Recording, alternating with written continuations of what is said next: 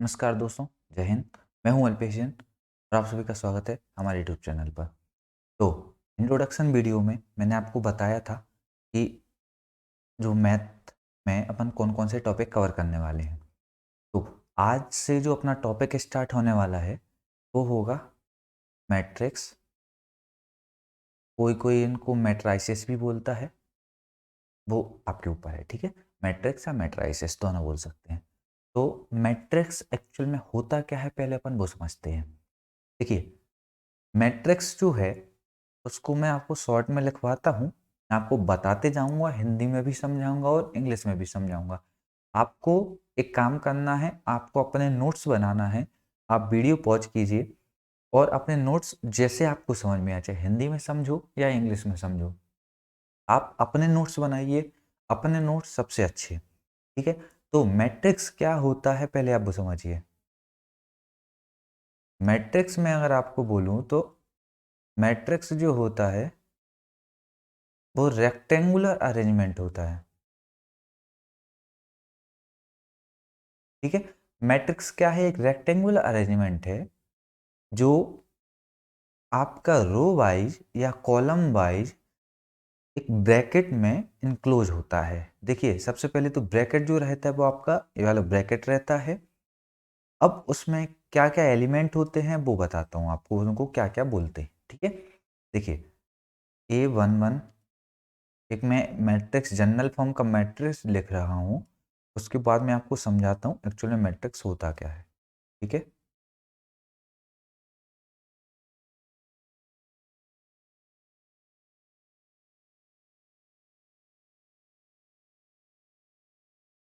जी, जी, ठीक है। देखिए, अब मैट्रिक्स को अगर अपन डिफाइन करना है तो मैट्रिक्स को डिफाइन कैसे करेंगे? भाई देखो, this is a rectangular arrangement in which elements are arranged row or column wise within the brackets. मतलब एक रेक्टेंगुलर अरेंजमेंट है जिसमें ब्रैकेट के अंदर रो वाइज या कॉलम वाइज जो एलिमेंट्स हैं वो अरेंज होते हैं, ठीक है। अब रो और कॉलम क्या है? तो देखिए, आपकी रहेंगी, ये आपकी रहती हैं रो, और ये वाले जो रहते हैं ये आपके रहते हैं कॉलम,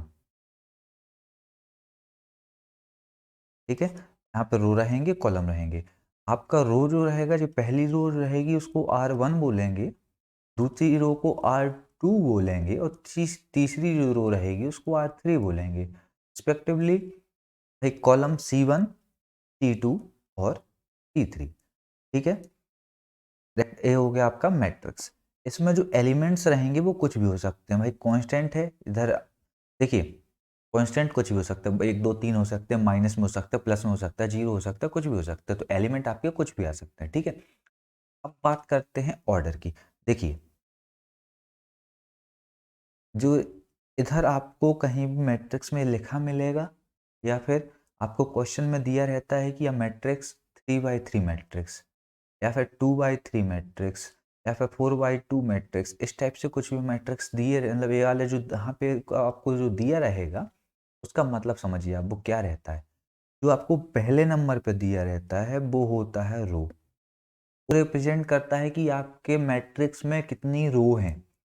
और जो दूसरा रहेगा इनटू के बाद, तो वो रहता है आपका कॉलम, ठीक है। तो जैसे इसमें लिखा हुआ है आपका 3 by 3, 3 by 3 का मतलब क्या हुआ? 3 रो हैं उस एलिमेंट रेक्टेंगुलर अरेंजमेंट में, 3 रो रहेंगे और 3 कॉलम रहेंगे। और जैसे आपका 2 by 3 का मतलब क्या हुआ? भाई 2 by 3 का मतलब हुआ कि आपको उसमें 2 रो रहेंगी और 3 कॉलम रहेंगे। और 4 by 2 का मतलब हुआ कि 4 रो और 2 कॉलम। ये होता है कि आपका ऑर्डर जो ऑर्डर रैंक बताना रहता है मैट्रिक्स का, वो अपन स्टेप से इसमें बताते हैं, वो आगे सिखाऊंगा मैं आपको। अभी आप फिलहाल इतना समझिए कि जो 3 by 3 लिखा है तो मतलब 3 रो रहेंगी और 3 कॉलम रहेंगे। जो आगे कभी जो जो भी वैल्यू दी होगी वो आपकी रो को रिप्रेजेंट करती है और पीछे जो दी रहती है वो आपके कॉलम को रिप्रेजेंट करती है। आपका ऐसा नहीं होगा कि भाई उसने बोल दिया कि आपसे कि रो आगे दे, रो पीछे दे दिया, कॉलम आगे दे दिया, नहीं। रो हमेशा आगे दी रहेगी और कॉलम हमेशा पीछे दिया रहेगा। क्लियर है? चलिए आगे देखते हैं हम। अब बात करते हैं टाइप्स ऑफ मैट्रिक्स।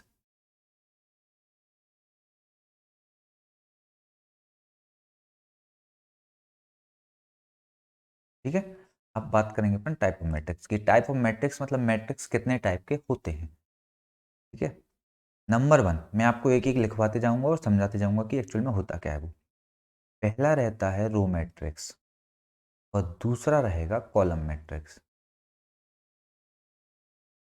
ठीक है, अब आपको इनके नाम से ही समझ में आएगा कि रो मैट्रिक्स मतलब क्या हुआ। रो मैट्रिक्स में only one row, or column matrix में ओनली वन कॉलम। उल्टा है इधर, मतलब रो में केवल एक रो रहेगी, बाकी कॉलम कितने भी हो सकते हैं, और कॉलम में केवल एक ही कॉलम रहेगा, उसमें रो कितनी भी हो सकती हैं। तो एक अगर एक एग्जांपल देखें तो देखो, मैं एक रो मैट्रिक्स बनाता हूं। रो मैट्रिक्स में एग्जांपल दूं मैं, जैसे मैंने लिख दिया 1 2 3 4, इस टाइप से इसमें कितने भी आगे बढ़ा सकते हैं। देखिए इसमें रो कितनी है, केवल रो वन एक रो है, कॉलम कितने हैं 1 2 3 4, इस टाइप से कितने भी कॉलम कितने भी हो सकते हैं, रो केवल एक ही रहेगी। आपका वो होता है रो मैट्रिक्स। कॉलम मैट्रिक्स अगर एग्जांपल दें, कॉलम मैट्रिक्स में आपका केवल एक ही कॉलम रहेगा T1, और रो कितनी भी हो सकती हैं 1 2 3 4, इस टाइप से। तो इसमें रो R1 R2 R3 R4, ऐसे कितने भी उसमें कॉलम हो सकते हैं। तो रो मैट्रिक्स मतलब क्या हुआ, केवल एक रो, और कॉलम मैट्रिक्स मतलब क्या हुआ, केवल एक कॉलम। रो मैट्रिक्स में आपके कॉलम कितने भी हो सकते हैं, और कॉलम मैट्रिक्स में आपकी रो कितनी भी हो सकते हैं, लेकिन कॉलम एक ही रहेगा, उसमें रो एक ही रहेगी। ठीक है, चलिए नेक्स्ट देखते हैं थर्ड नंबर। थर्ड नंबर होगा आपका square matrix.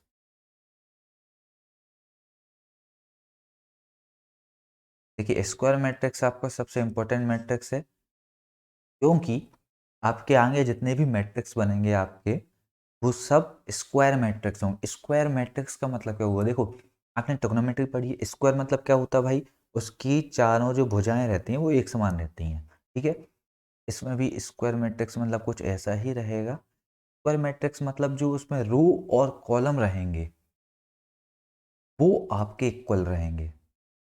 Row number of row is equal to number of column. उसमें ऐसा नहीं होगा, उसमें जो आपने पहले देखी, मैंने आपको जो इधर बताया था आपको ऑर्डर है 3 बाई 3 2 बाई 3 4 बाई 3, मतलब इसमें ये वाला जो रहेगा ये स्क्वायर मैट्रिक्स नहीं हो सकता, ये वाला भी स्क्वायर मैट्रिक्स नहीं हो सकता। अगर स्क्वायर मैट्रिक्स होना है किसी मैट्रिक्स को, तो उसमें रो जो होंगी, जैसे अगर 3 बाई 3 हो सकता है, या 2 बाई 2 हो सकता है, 4 बाई 4 हो सकता है, कुछ भी होगा, 1 बाई 1 भी हो सकता है, लेकिन रो इक्वल टू कॉलम होंगे। अब मैं इसमें कुछ भी रख सकता हूँ, लेकिन जो भी रहेगा वो जितने रो रहेंगे उतने ही कॉलम होंगे। मैं 2 बाई 2 का बनाऊँ, जैसे मैंने 2 बाई 2 का 1 2 3 4, क्या हुआ 2 बाई 2 का मैट्रिक्स हुआ। ऐसे ही 4 बाई 4 का बन सकता है, 1 बाई 1 का भी बन सकता है, जैसे मैंने लिख दिया इधर 1, अंदर कुछ भी लिख सकता हूँ 1 2 3 4, कुछ भी लिख सकते हैं। इसका ऑर्डर क्या होगा 1 बाई 1 का होगा, 1 रो 1 कॉलम। क्लियर है, स्क्वायर मैट्रिक्स मतलब हुआ आपका कि जितनी रो रहेंगी उतने ही कॉलम होंगे। और इसमें एक चीज़ और है कि जो यहाँ पे जो ये तीन रहेंगे, ये वाले जो एलिमेंट रहेंगे, इसको बोलते हैं अपन डायगोनल, या फिर आप और स्पेसिफिकली बोलो तो प्रिंसिपल डायगोनल।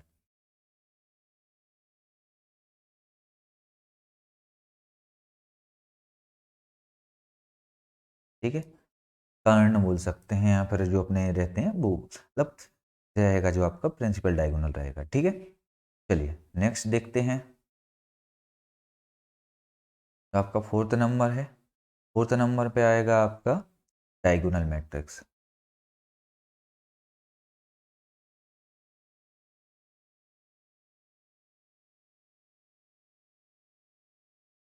ठीक है, डायगोनल मैट्रिक्स। अब डायगोनल मैट्रिक्स क्या होता है? डायगोनल जो रहते हैं आपके, मैंने अभी आपको बताया, जो डायगोनल रहेंगे 1, 2 और एक 3 डायगोनल रहेंगे। तो डायगोनल मैट्रिक्स का मतलब हुआ कि आपके इन 3 डायगोनल को छोड़ के, डायगोनल के जो 3 एलिमेंट रहेंगे उसको छोड़ के जितने भी एलिमेंट रहेंगे, देखो एक मैं 2x2 का भी बनाता हूँ, उसमें डायगोनल ए रहेगा, और एक 3x3 का बनाता हूँ, उसको छोड़ के बाकी सारे जो एलिमेंट्स हैं, अवयव हैं, वो 0 हों। ठीक है, जैसे 3x3 का मैट्रिक्स हुआ और एक 2x2 का मैट्रिक्स हुआ। देखो मैंने इधर लिख दिया, मान के चलो 1 2 3, इधर लिख दिया 1 और 2। तो डायगोनल को छोड़ के बाकी सारे मैट्रिक्स अगर 0 हों तो उसको बोलेंगे अपन, मैट्रिक्स के जितने भी एलिमेंट 0 हों उसको बोलेंगे अपन डायगोनल मैट्रिक्स। अब आपको समझ में आया कि डायगोनल मैट्रिक्स जो होगा वो एक स्क्वायर मैट्रिक्स ही हो सकता है और कुछ नहीं हो सकता। क्योंकि अगर मैं 2x3 का या 3x2 का या 4x2 का मैट्रिक्स बनाऊंगा तो उसमें डायगोनल निकलेगा ही नहीं।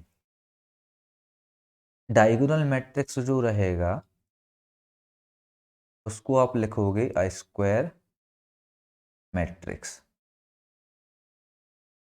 ठीक है, डायगोनल मैट्रिक्स जो रहेगा वो आपका स्क्वायर मैट्रिक्स होगा। ओके, चलो नेक्स्ट देखते हैं आपका 5th नंबर,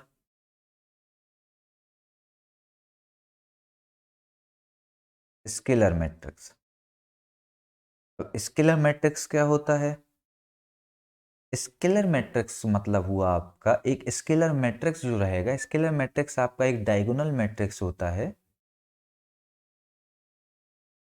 स्केलर मैट्रिक्स एक आपका डायगोनल मैट्रिक्स होगा जिसमें डायगोनल के जो एलिमेंट्स रहेंगे, जो डायगोनल के एलिमेंट्स रहेंगे वो इक्वल रहेंगे। मैं एक एग्जांपल देता हूँ, जैसे 2 2 2 और एक डायगोनल मैट्रिक्स है तो बाकी एलिमेंट तो 0 होने चाहिए। बाकी एलिमेंट 0 होंगे और डायगोनल के जो मैट्रिक्स होंगे वो इक्वल होंगे, इक्वल ही होने चाहिए, तभी वो स्केलर मैट्रिक्स होगा। मैं स्केलर मतलब आप एक चीज समझिए, स्केलर मतलब क्या हो? सिंगल, एक।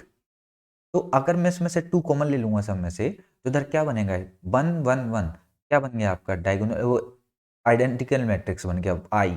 वो मैं आपको बाद में बताऊंगा क्या होता है आई मैट्रिक्स। तो स्केलर मैट्रिक्स जो होता है वो एक डायगोनल मैट्रिक्स होता है जिसके आपके जो डायगोनल के एलिमेंट्स होंगे वो इक्वल होने चाहिए, वो डिफरेंट नहीं होने चाहिए। अगर जैसे 1 2 3 होता तो वो डायगोनल मैट्रिक्स तो होता, लेकिन वो स्केलर मैट्रिक्स नहीं होता।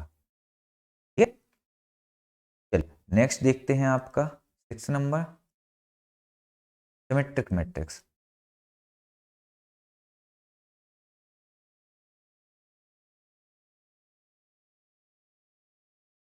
देखिए, अब सिमेट्रिक मैट्रिक्स क्या होता है आप समझिए। पहले ट्रांसपोज क्या होता है? सिमेट्रिक मैट्रिक्स के पहले आपको ट्रांसपोज समझना होगा।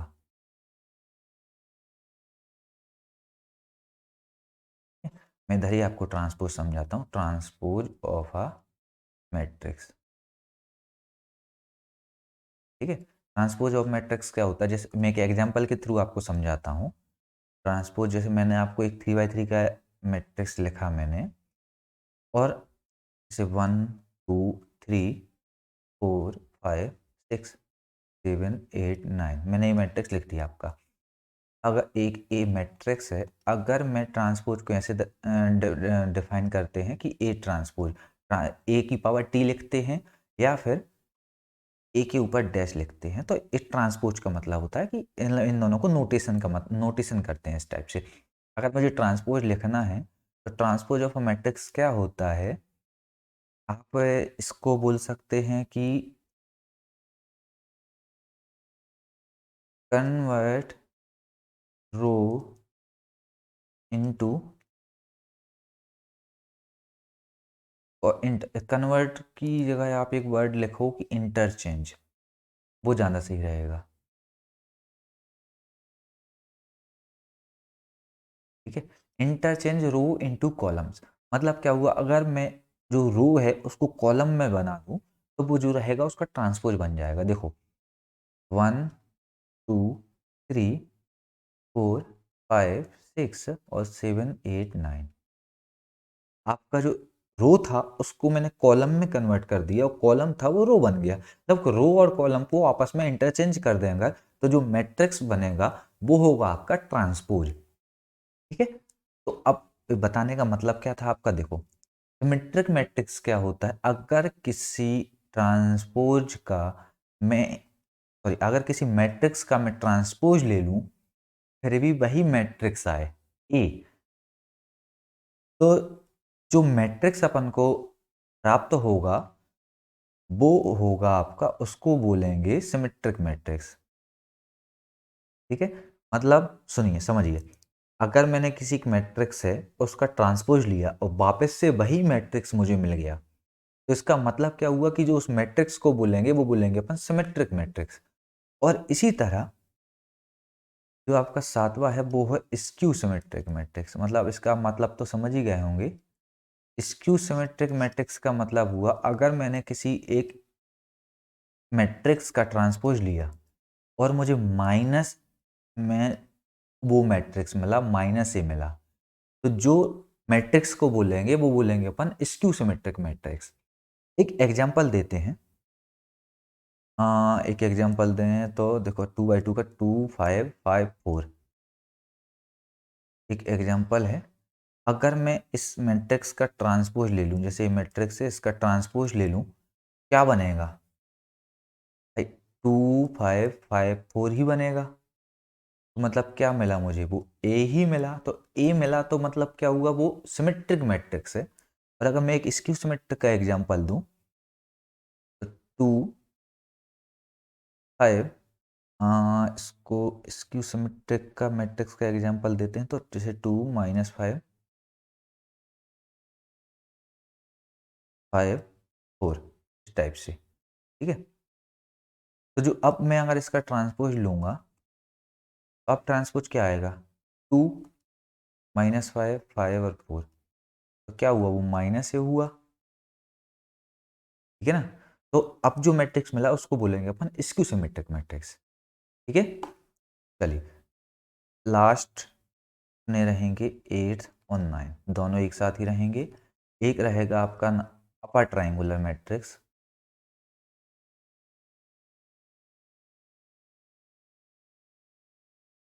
दूसरा रहेगा आपका lower triangular matrix.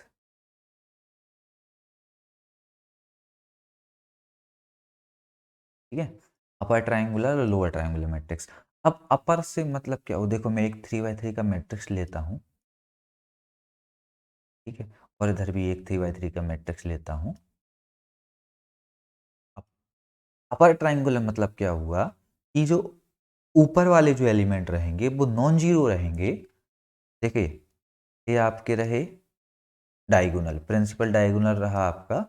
Upper triangular में जो ऊपर वाले एलिमेंट रहेंगे वो नॉन जीरो रहेंगे और जो नीचे वाले एलिमेंट रहेंगे डायगोनल के, वो 3 एलिमेंट जो रहेंगे वो क्या रहेंगे, वो जीरो रहेंगे। ऐसे ही लोअर ट्राइंगुलर में लोअर एलिमेंट जो रहेंगे अपने डायगोनल के वो नॉन जीरो रहेंगे और जो ऊपर वाले एलिमेंट रहेंगे वो जीरो रहेंगे। इधर मैं भर देता हूँ जैसे कुछ भी 1 2 3 4 5 और 6। तो देखिए लोअर ट्राइंगुलर बना ये वाला, तो ये वाला ट्राइंगुलर बना ना, इसलिए ट्राइंगल बोलते हैं इसको, वाला ट्राइंगल बना। अपर ट्राइंगुलर में लोअर ट्राइंगल जीरो रहेगा और लोअर ट्राइंगुलर में अपर ट्राइंगुलर जीरो रहेगा। ठीक है, तो चलिए ठीक है। अब मैं आपको एक बार रिवीजन करवा देता हूँ कि आज अपन ने क्या क्या पढ़ा है। देखो मैट्रिक्स पढ़ा है, मैट्रिक्स के बाद उसके जितने भी टाइप्स होते हैं वो सब टाइप्स पढ़े हैं। ठीक है, तो आज की वीडियो को यहीं पे एंड करते हैं। अगर आपको वीडियो पसंद आई हो तो सब्सक्राइब जरूर कीजिए चैनल को और अपने दोस्तों के साथ शेयर जरूर कीजिएगा कि ताकि उनको भी पता चल जाए कि हाँ भाई एक कोर्स आया है और वो फ्री ऑफ कॉस्ट है। ठीक है, तो चलिए फिर मिलते हैं नेक्स्ट वीडियो में। बहुत कुछ है पढ़ने के लिए, अभी मैट्रिक्स में अपने तो स्टार्ट ही किया है। चलिए मिलते हैं नेक्स्ट वीडियो में। जय हिंद।